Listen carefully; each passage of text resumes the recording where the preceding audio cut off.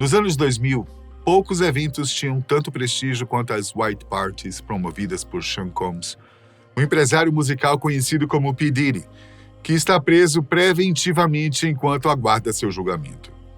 Diddy está sendo acusado de cometer vários crimes graves, incluindo abusos, agressões, tráfico sexual, além de porte e uso ilegal de armas de fogo e substâncias ilícitas.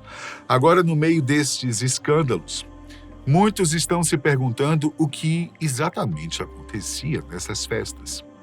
E se eram nelas que eram organizados os freak-offs, as performances sexuais regadas com drogas onde supostamente ocorriam a maior parte das violências. Essas performances foram identificadas pelas denúncias das vítimas, sendo a principal delas Cassandra Ventura, ex-companheira de Combs. De acordo com ela e com outros depoimentos, esses eventos duravam dias, e várias pessoas recebiam soro com entorpecentes de forma forçada para conseguirem se manter. Sabendo de tudo isso, uma das maiores preocupações que surgiram diz respeito às celebridades que frequentavam estes eventos e que tinham até mesmo crianças, incluindo os filhos de Diddy, na lista de convidados. Mas o que de fato acontecia por lá? E quem pode ter compactuado com essas atrocidades é o que vamos descobrir. Todas essas acusações contra Diddy que estamos acompanhando nos últimos dias têm levantado uma série de perguntas em relação às White Parties que o músico e empresário promoveu entre 98 e 2009.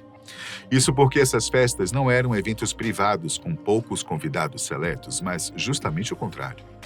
Em seu auge, as White Parties chegaram a ser uma das maiores celebrações da indústria do entretenimento norte-americano, podendo ser comparadas com festividades clássicas como o Grammy e o próprio Oscar. Por isso, as alegações que estão sendo feitas nas denúncias são tão preocupantes. As White Parties são mencionadas em pelo menos 3 dos 11 processos que foram abertos contra Sean Combs. Os advogados do rapper saíram em sua defesa alegando que era decepcionante ver a mídia e os comentaristas sociais distorcerem esses momentos culturais em algo que eles não eram, além de condenar este movimento por envergonhar celebridades que compareceram, tirar videoclipes e fotos fora do contexto e tentar vincular esses eventos a falsas alegações. O fato é que, quando todas essas acusações vieram à tona, centenas de imagens foram recuperadas mostrando inúmeras celebridades posando em uma White Party, estando ou não ao lado de P. Diddy. Entre os exemplos mais notórios estão Leonardo DiCaprio, Sarah Jessica Parker, de Sex and the City, Jamie Foxx, de O Fantástico Homem-Aranha 2 e Django, a cantora Jennifer Lopez, que inclusive é ex-namorada de Diddy, Jay-Z, músico e empresário, marido de Beyoncé, Russell Brand, Chevy Chase, estrela de filmes de comédia dos anos 80 e 90, a atriz e socialite Paris Hilton, o ator LL Cool J, o ex-presidente dos Estados Unidos, Donald Trump, Ashton Kutcher, a cantora Diana Ross e atores notórios como Bruce Willis e Will Smith. Uma lista de peso, não? E isso é apenas uma pequena parcela, que inclui pessoas mais conhecidas por nós, mas o número real é muito maior.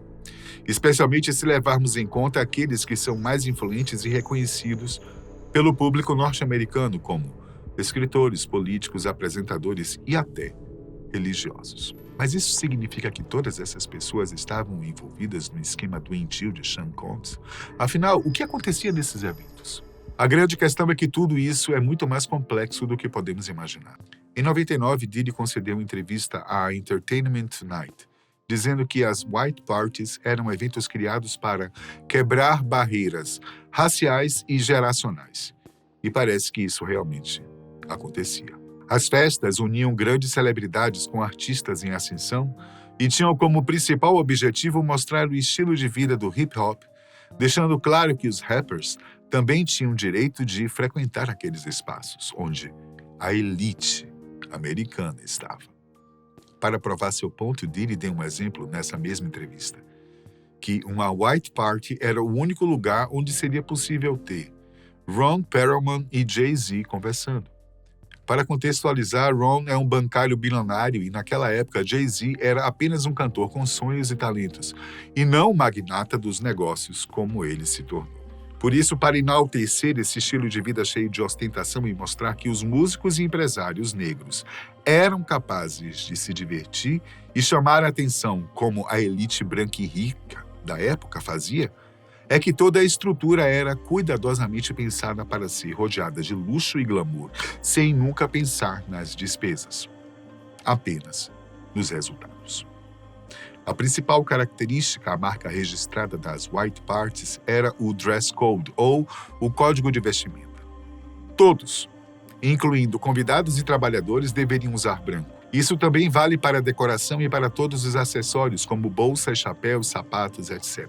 Nada poderia manchar essa simplicidade maculada.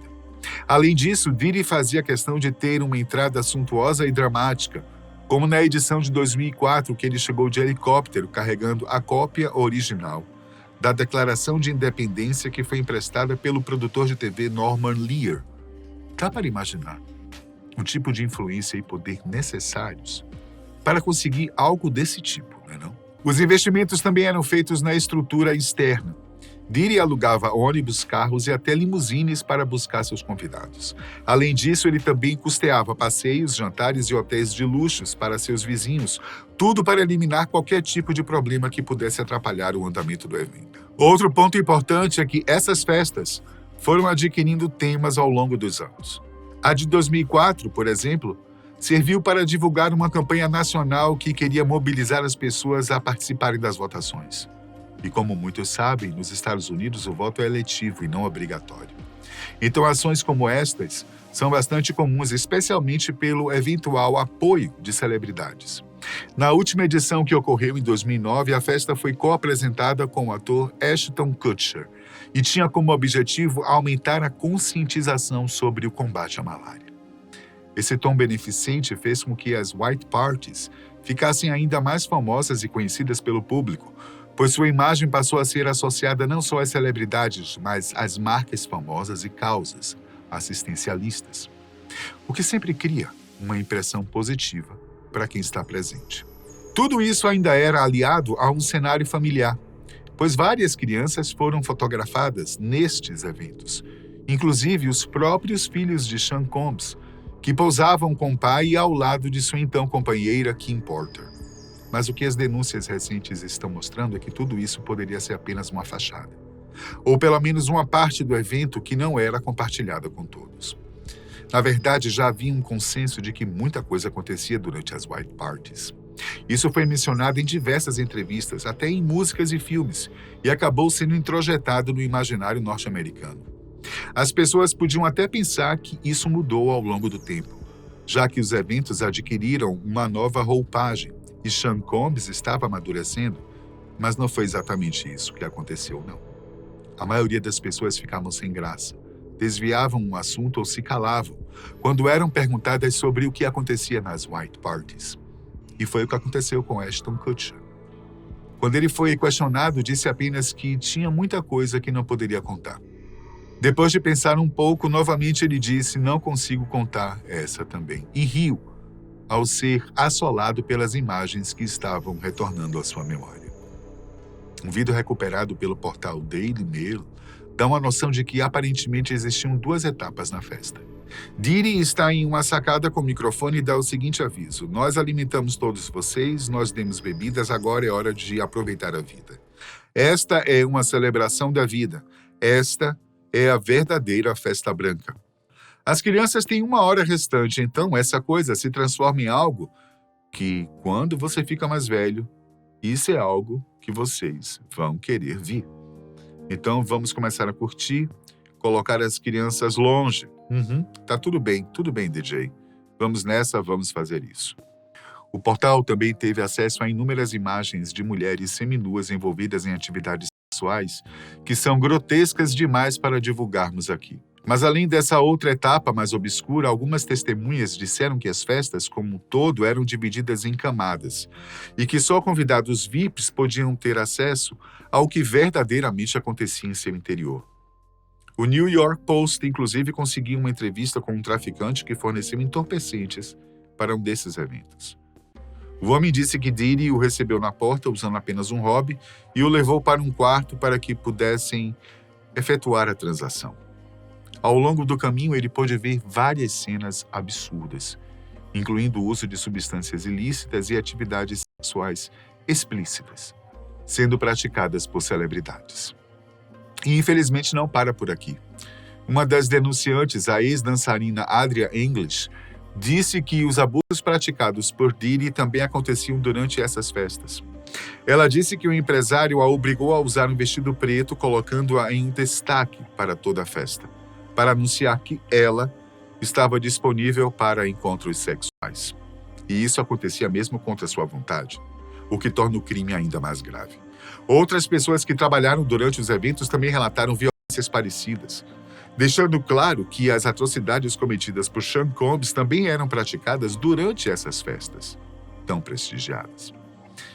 Mas ao que tudo indica, os freak-offs que mencionamos não aconteciam durante as white parties. Inúmeras testemunhas disseram que estas performances criminosas eram feitas em hotéis e não na casa de Diddy, e envolviam cenas muito mais lastimáveis, inclusive com gravações sem consentimento que eram usadas pelo músico para coagir as testemunhas e usufruir a seu belo prazer. Quanto às celebridades, ainda não é possível afirmar quem esteve envolvido em um crime ou não. Ao que tudo indica, apenas ser convidado ou estar em uma white party não necessariamente significa que a pessoa estava associada com Diddy de alguma forma. Mesmo assim, as investigações devem apurar o que realmente acontecia nessas celebrações. Tudo que nos resta é torcer para que todos os responsáveis sejam devidamente punidos.